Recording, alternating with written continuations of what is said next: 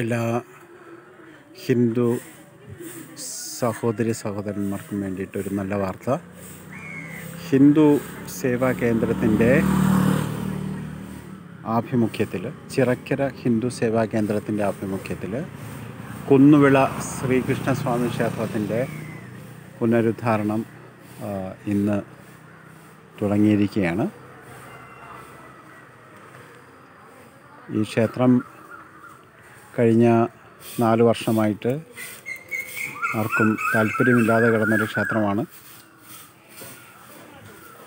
ലോക്ക്ഡൗണിന് ശേഷം പൂജയോ യാതൊരു തരത്തിലുള്ള കർമ്മങ്ങളോ ഇല്ലാതെ കിടക്കുന്ന ഒരു സ്ഥലമായിരുന്നു.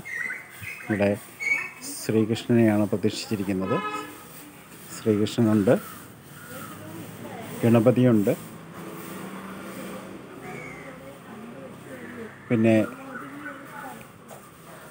ശിവനും പാർവതിയും ഉണ്ട്. ഇതൊക്കെയാണ് പ്രധാന പ്രതിഷ്ഠകൾ. ഈ സംരംഭത്തിൽ താല്പര്യത്തോടുകൂടി പ്രവർത്തിക്കാൻ ആഗ്രഹിക്കുന്നവർ ഞങ്ങളെ കോണ്ടാക്റ്റ് ചെയ്യുക. നന്ദി.